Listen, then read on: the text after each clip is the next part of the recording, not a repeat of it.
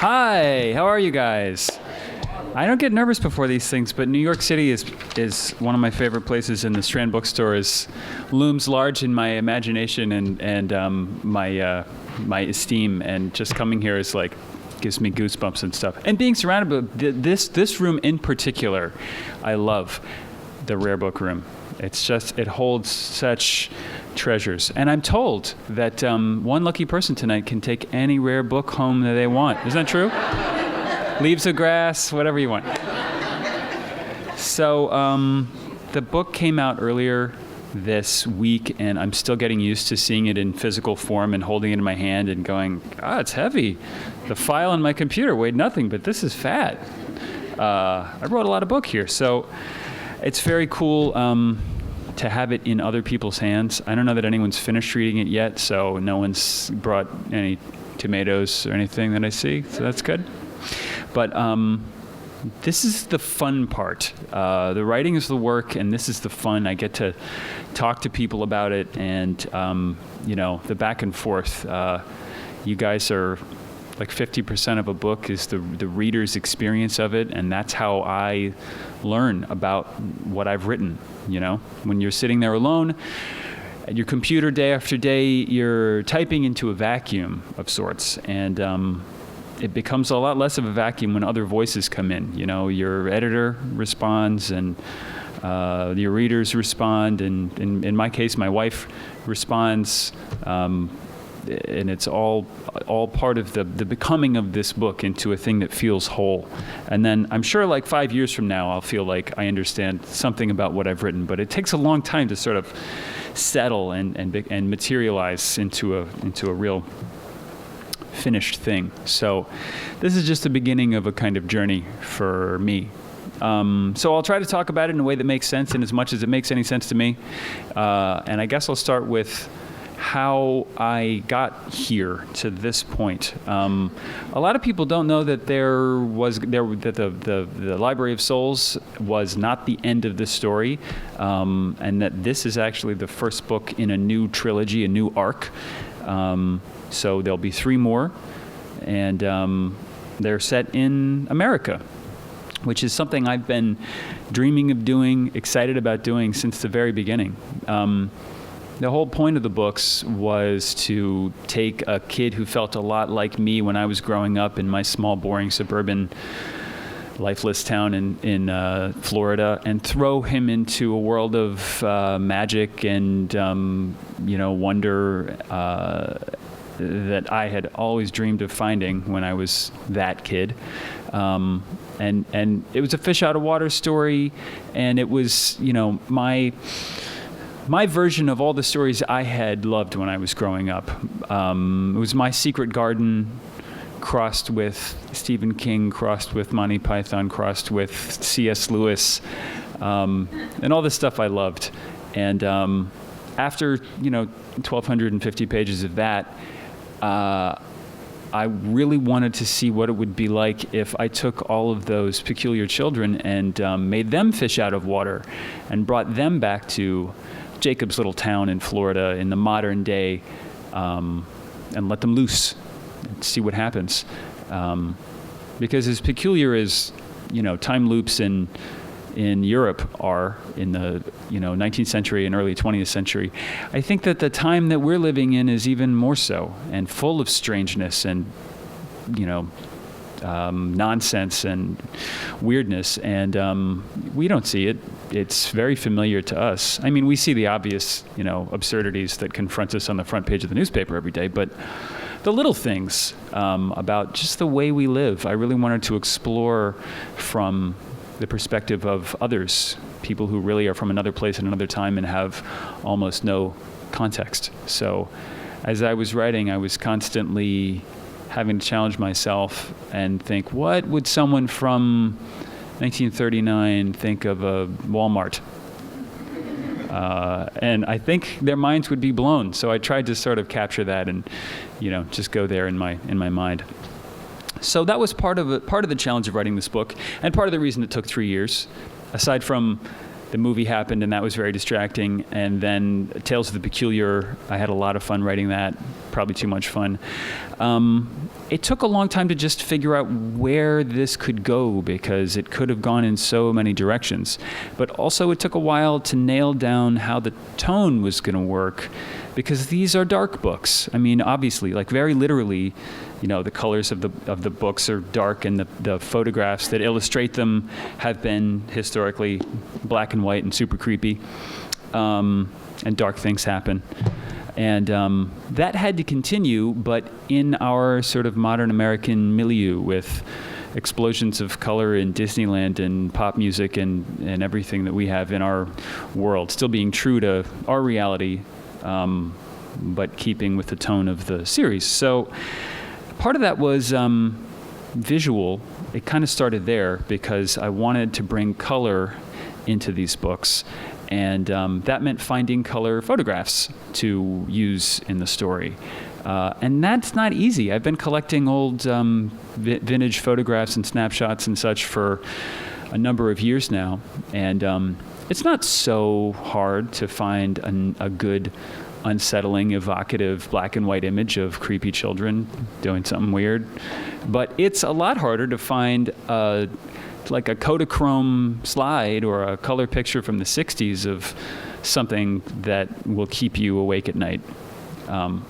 So I looked and looked and looked, and it's not even necessarily the bar that it has to scare the crap out of you or keep you up at night. I just want something a little Lynchian, a little unsettling in there, a fly in the ointment.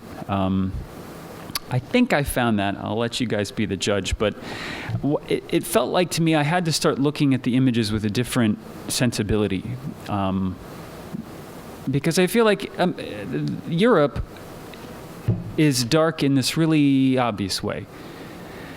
The history is dark. The buildings are dark. Their castles are dark.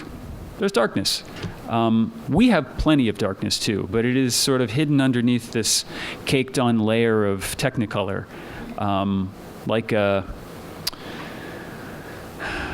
potpourri bathroom spray that's not doing a great job of hiding the scent underneath. It's there, and our colorful and noisy attempt to hide it almost makes it worse. So I was looking for images and situations in the story that would feel like that, a sort of noisy attempt to paper over a dark past. So I think I did that, but it was hard and it took a long time, and it was rewarding and challenging and fun, and it required a lot of hours at the keyboard, but also a lot of interacting with the photo community and my friends and eBay and swap meets and flea markets. People always ask me, where'd the photos come from? Are they real? Did you take those? How much is Photoshop?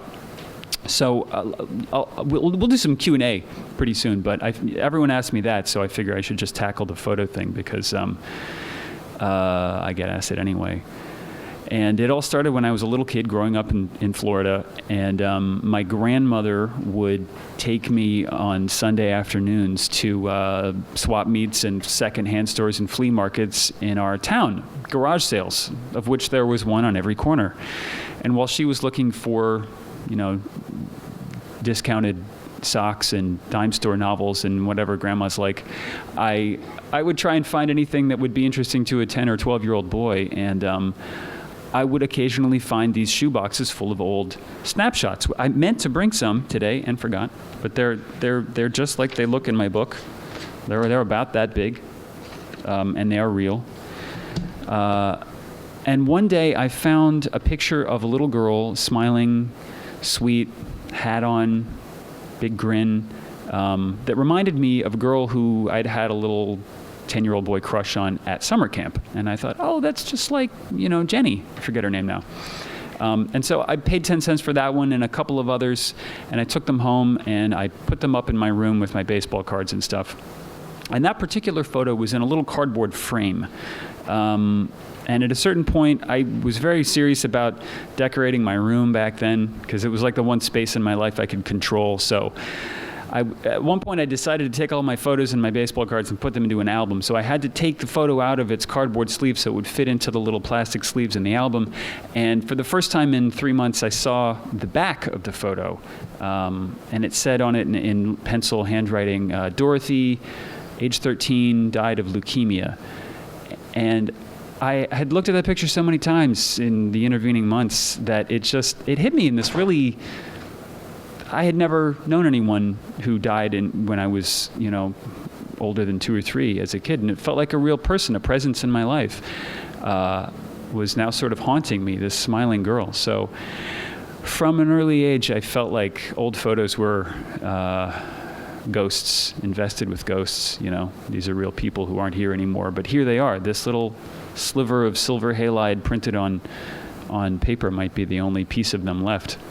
And then I didn't buy any more photos for many years. So the story ends until I'm 25 and I need furniture for my apartment in Los Angeles, and I don't have much money, so I start shopping at swap meets. And I come across loads and loads of these things and people selling them, and I get obsessed. And in the years between, I'd gone to college and been an English major and fallen in love with Victorian literature and Gothic stories and Edward Gorey and Edgar Allan Poe and all sorts of weirdness. And I found all these photos that seemed to match up with that sensibility, and I started buying them and collecting them. And I didn't quite know what to do with them, but eventually it occurred to me that they might be prompts for a story, because they were all orphaned, devoid of context questions that I couldn't answer with anything like a fact. So I thought, well, I could make up the answer, and that might be fun. So I took a batch of my favorite strange children to my editor and said, this could be something, I think. Maybe it's, and he was like, okay. And I said, I think it might be a book of poetry, rhyming couplets like Edward Gorey. And then he said, no one's going to buy that. What about a novel? And that opened up this door in my head that had been there since I was a little kid, and writing stories longhand on legal pads. And it gave me permission, I think, to write. And I wrote the first book very quickly, and poorly. The first draft was totally thrown away. It was an epistolary novel in the form of letters that Jacob was writing to a girl back home who turned out to be dead, and all this stuff. And we weren't sure whether or not the peculiar children were real or a product of his traumatized imagination. And after spending half a year writing this, I thought, I want these kids in this world to be real. I want to feel like, as a reader, I could escape to that place. I could really go there. So I rewrote the book more or less as it is today, and that's where it all began. So it's been an amazing road since then. I really didn't have any great faith that the books would sell any copies or make sense to people. It felt like such a mashup of different genres and this visual element. So I hoped I would be able to write more, but I was by no means certain. And when it did start to connect with people and I was able to write a sequel and then more, it was one of the greatest joys. So to be standing here before you guys now with the 4th book in the series and the 5th book in the universe is just like frankly unbelievable to me, and so wonderful. So thank you all for, unless you just wandered in off the street for rare books and happened to sit down all facing in this direction, thank you for reading my books. I'm really grateful. So I figured we would take some questions and see what you guys are interested in talking about for a few minutes until someone starts to snap in my direction and wave, and then we'll sign books. So if anyone's got questions, genuine, rude, personal, no, just kidding, anything. Yes? I'm a middle school special ed teacher. Oh, thanks. I'm a middle school special ed teacher, so I fell in love with your books when they first came out, and then sold them to my students on how amazing that they were. And so now, year after year, they're picking them up. And the thing that we talk about the most is that the story and the thing that makes Jacob different is what makes him so amazing. And so when you were a middle schooler, what was the book that spoke to you? Because my students want to know. They know I'm here tonight. So. I think I read every Stephen King book in middle school, lying in my mom's waterbed with headphones on, listening to grunge rock. That was after I'd read, C.S. Lewis and Tolkien and all the Choose Your Own Adventure books. Those would be hard to write. I don't want to write that. There should be an ending, one ending. But as a kid, it's a lot of fun. And I really loved John Belair's, his sort of scary but not too scary mysteries were so smart. So, yeah. Thank you. Sure. Yeah. Oh, there's a mic here if you want one. Oh, okay. Oh, we got one here. So do you have any advice on just how to approach the editing process? So if you have something of a complete work, how do you approach editing? Well, it helps to have an editor or someone you trust who can read it and give you genuine but not crushing feedback. You got to master the feedback sandwich, which is good, critical, good. Keep going. And it kind of depends on where you are in the process. If you are in the middle of the draft, you really just need to keep going until you finish, because the old adage is true, you can't edit a blank page. Yeah, it's really about, especially when you're just starting and feeling kind of unsure of yourself, getting feedback from people you trust, and more than one, a group if possible. I had a lot of workshops and writing group experiences when I was starting out, and you get 10 people's opinions, and if more than 3 people say the same thing to you, it's probably worth listening to. I found that to be true. Yes. Oh, we'll pass the mic, or I can just repeat what you say if it's simple enough. Or the mic's over your shoulder. Okay. I have a 2-part question. Okay. How much do these photos dictate what you write? Mm-hmm. And have you ever had any people come to you and say, "This was my family in that"? That's photograph? My grandma. No.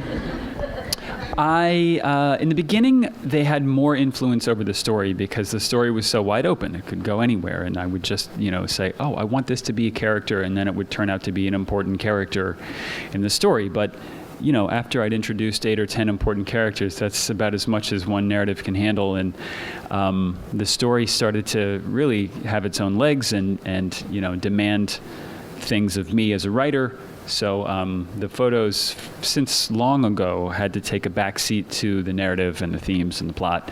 So that made my job a lot harder, actually. The story is going where it goes, and I still have to find pictures that illustrate it without shutting down the imagination of the reader. Because as the reader, this is why people complain about movie adaptations and TV adaptations of books so much. You've done 50% of the work of the book by imagining everything that's written in your head visually, and then an image comes along and might not agree with what you've already imagined, and you're really the boss. And what you've dreamed up is more important than what someone else dictates onto the story. So it's hard to find photos that fit the story without clamping it down too much, that allow room for something, and that aren't super literal, that make you ask another question, oh, there's even more there than was in the text, and it's like a door, that you can go through if you want to. Oh, and no one's ever said that's my grandma. Yeah. It could happen. I don't know. It could happen. Yes. Hi, huge fan. Been reading since first book came out. And hey, shout out to LA, right? Back home. Oh, yeah. Do we have a shout out? Woo, any other West Coasters? Nice. Hey. All right. What's your freeway? There you go. That's our language. Anyway, so my question is actually about Tales of Peculiar, which I have in my hand right now. I love the book because it gives me a very Brother Grimm's vibe, What gave you the influence to write these stories? And when this book was mentioned in the book, what made you decide these are stories that the peculiar children have to know? This was like me having so much fun. I didn't know that I was going to write the books when they were mentioned in, I guess it's Hollow City that we first come across the Tales of the Peculiar as like an object in the peculiar world. But You went very J.K. Rowling on it. I guess I did. Yeah. I just enjoyed writing the tales that were in the main narrative so much that I wanted to keep going and write more and kind of get serious about it. So I was just like, could I do that? Do I get to do that? It was so much fun. I feel so lucky I was able to do that because I love fairy tales, and the darker the better. Yes. In the most recent book, do you have a favorite picture that you just absolutely loved? I mean, I think I love this one the best. No, like your favorite photo in that book. I'm pretty sure. Oh, you mean inside, between the covers? Yes. Oh, boy. Well, it is in there, but we'll let you off the hook there. Oh, I love this one. This old lady in the motel with the curtains and the 3 poodles clutched to her chest. That's one of my favorites.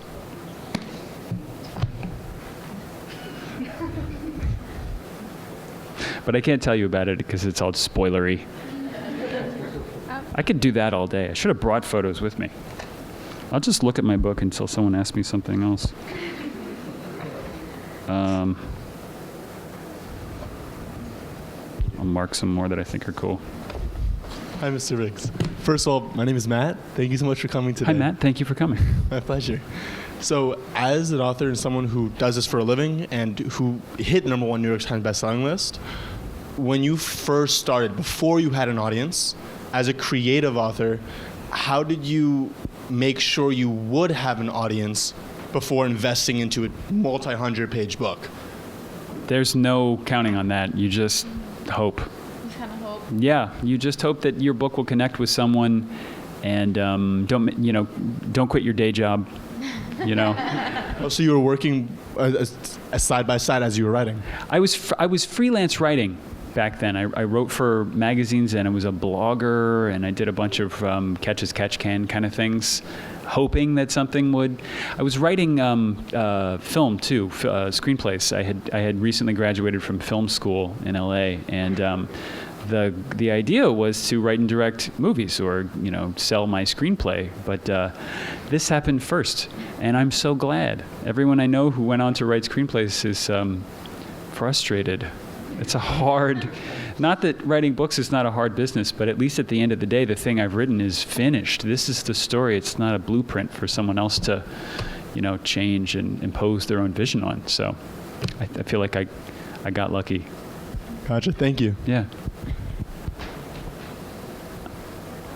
How's your day been? And in the third book, at the very end, you toyed with emotions, human emotions, very well. How would you tell someone else to try to recreate that? How do I do what to recreate what? How to make the description, how to write. Oh, how did I write it so good? Yeah. Yeah. Well, because you're amazing. It just comes naturally. Just kidding. I don't know. I mean, I can talk a little about my writing process. I feel like it was influenced somewhat by having gone to film school and by loving visuals and having a sort of literal imagination where I have to imagine the spaces that my characters are in. Visually, I got to know where the walls are and where everything is and where everybody is and know what color the sky is. And, I think I imagine things cinematically. So when there's a big scene with a lot going on and people talking and things happening, I feel like there's this really complex, like The Matrix, those scenes in slow motion with Neo happening in my head. And it's amazing that somehow people can understand what's happening in those scenes. But and that's, scenes that have big emotion, big emotional climaxes kind of feel the same to me because it's all of these threads, like yarn going through a loom that you have to tend to separately, but weave together and end up in the same place at the end of the scene or the chapter or the book or something. And if that doesn't work, my editor Julie will tell me about it, and then I'll go back and re-thread the loom or whatever. I don't weave. I don't know any of the looming terms, but yeah, I feel like my visual imagination helps me a lot when I'm writing. So thank you for that very flattering question, and my day's going great. Yes.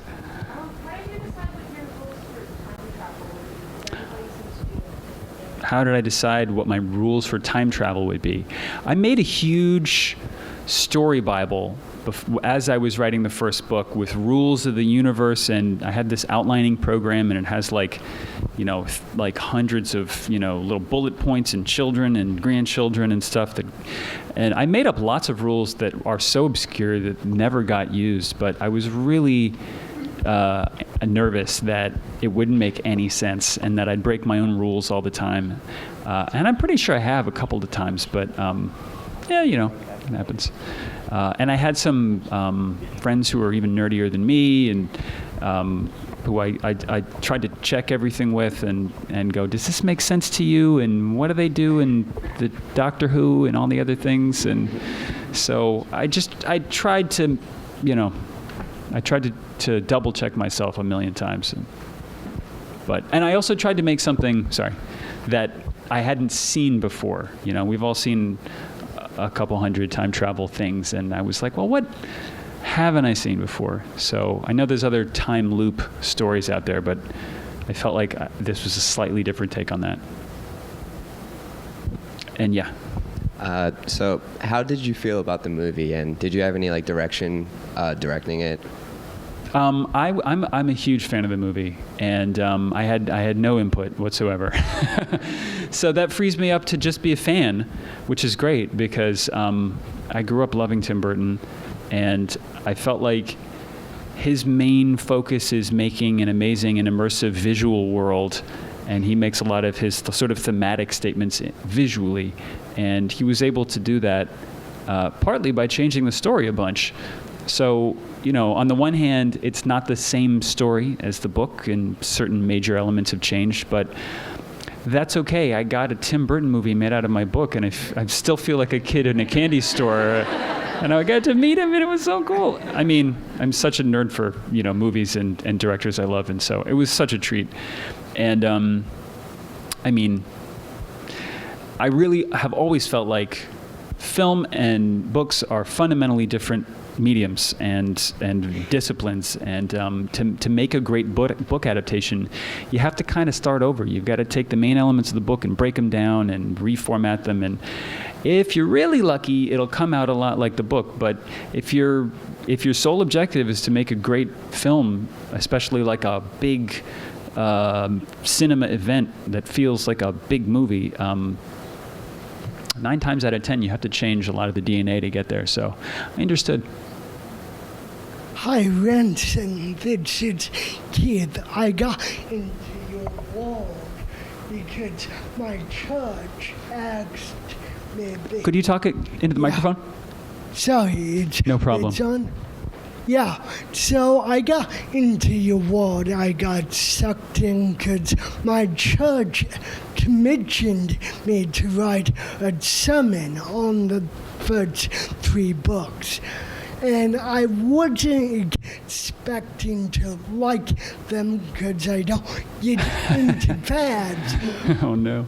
But halfway through the first one, I was like, this is pure gold. I can't stop reading, so thank you.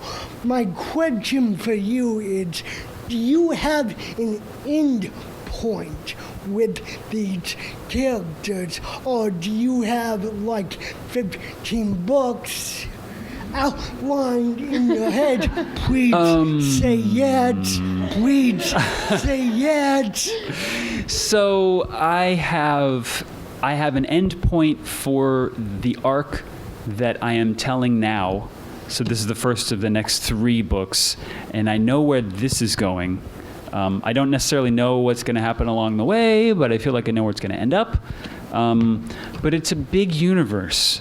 And unless all the peculiars lose their powers or die at the end of this third book, I think there will always be more stories I could tell. So it depends partly on if people still want to read them. And I definitely have other stories and books and worlds that I want to create. So I might take a break and then come back to them. I don't know. It's going to be a few years before I'm done with these, and then I guess I'll just see where the cards fall. But part of me feels like I could tell these stories for a long time because I've made the universe so big and I've managed not to break it yet, which is something that can happen if you're not careful. Anyway, thank you very much. Yeah. When you were on set for the movie, what was your impression of the cast, and what was your opinion of Tim Burton? What was your overall experience on set? At first I was super nervous, and I was like, I can't believe I'm here. I better be really quiet and hide. And I will say this about the Tim Burton universe that he creates on his sets. It's really a family. I've been on a lot of film sets, and there's often a lot of tension and warring egos and just subtle nastiness. This was so harmonious, and everyone was so on the team, and everyone was so happy to be there that it was just a joy. The actors were all super happy to be there. I mean, except for the adults, obviously, and I guess Ella Purnell, sort of. None of them had really, and Asa to a degree, none of them had been in anything really big. Well, Asa had been in a Scorsese movie, what am I talking about? But most of the actors had never been in anything big before, and they were just over the moon to be there. So the atmosphere was really positive, and watching Tim work was like watching a kid in a candy store. He's like Willy Wonka, running around and just being like, okay, put that over there. And, watching him direct the actors was super cool, and it was great. Did you happen to take any photos on set while you were free periods or whatever? I took tons, and video actually too. I have all of this behind the scenes video that I took, which I haven't done anything with yet, but maybe I will. I'll let it mature like cheese or something, and then at some point I'll unleash it on the world. Yes. Hi. So, I've been a huge fan of your books for years, and they were never anything I heard of. I just kind of walked into a store, and the first book just kind of jumped off the shelf for me. Cool. And since They're then spring-loaded, so that's exactly what we wanted. It was horrifying. But when I write, if I look at that writing years later, I suddenly hate it, and all I can think about are all the changes I could have made to make it so much better. Now that it's years later from the first book, do you ever look back at Peregrine's Children and think, wow, I really wish I changed this one thing? Yeah, for sure. It's not big stuff, but I'll look back and I'll catch myself. One time I grabbed a pen. It was unconscious. I was rereading the first book for the first time in a couple of years, and I was circling things and crossing things out, and I was like, what am I doing? I'm not changing this now. But luckily, it's mostly, the way something sounds, or I'll still catch an error now and then. But I'm pretty happy with the general thrust of how things pan out. And I feel very lucky because I'm pretty critical of my work. So 9 times out of 10, I would be like, that's trash. But I like this one. Hi. I want to know how you ended up coming up with the idea for the Hologast. The Hologast. A lot of people say Hologast, Holocaust. Was that intentional? And somehow it was not.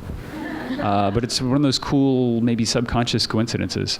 But the sort of design of the Hologast, at least how I sort of imagined it in the book, was an amalgamation of all the most disgusting and horrifying monsters that I could think of. All the things that would scare me the most. Corpsey, tentacles coming out of their mouths, invisible, leaking black eyeballs, stuff like that. So stuck as many of those into one character as I could, and until I was like, that's enough. It won't hold any more creepiness. Okay. Yes. Hi. Out of all the peculiar characteristics of all the characters and all of the books, is there one or a few in particular that are your favorite or that you wish you had? Whenever I get this question, I feel like I should answer, Jacob or Emma or something, because they're so important to the book and I spend so much time in their heads or next to their heads. But there are a few characters who, if I'm being honest with myself, I get extra excited to see walk onto the page. Miss Peregrine is one. Millard. I always enjoy writing Millard because he's that sort of didactic, pedantic, annoying at parties guy who I am too sometimes. Let's see, Enoch. He's so annoying and such a jerk, but so sweet, and he's really fun to write. So I feel like they're all facets of my own character in one way or the other. Sometimes people ask me if they're based on any real people, and the only character in the whole series who was inspired by a real human was Ricky Pickering, the punk redneck neighbor in Florida, who I actually knew. His name was not Ricky Pickering, but he did have a beat-up Crown Victoria that he let people hit with a baseball bat for money. Thank you. How are we doing on time? One more. Yeah. Okay. Hello. I was just wondering on the influence, on the location you picked, whether you visited or was it really just depending on the pictures that you found or scattered around. So where did Cairnholm come from? Yeah. I studied abroad junior year of college in Ireland, and I'd never been out of the country before, and it was such a different place from where I was from, and it was this foggy, rainy country full of bogs, and I got really interested in the bogs and what was in the bogs and how people used them and the ancient stuff that was hiding inside them, and so that was part of the genesis of that. And also I was really into urban exploration at the time. I was really into urbex photography on the internet back then and discovering abandoned places, and there were a few photographers who specialized in this sort of thing, and for some reason the best ones who always had the best pictures and found the best places lived in the Netherlands, and they didn't even take the pictures in the Netherlands. They went to Belgium to take the pictures. Belgium has the best abandoned houses, and old chateaus, built with money in the mid 19th century, and then something happened, World War II, and they just fell into disrepair. Anyway, so I went with them. And the photos helped inspire the house. But then when we were making the trailer for the book, I made a book trailer back when people used to do that sort of thing. I went to the Netherlands and met up with these photographers, and they took me to some of the houses, and I filmed them, and it was even more inspirational. The book was already finished, but I was like, I love this. It's crazy. So a lot of things. Okay, we're done. Oh, he says it's time to clap. Thank you guys. Thank you so much for coming out.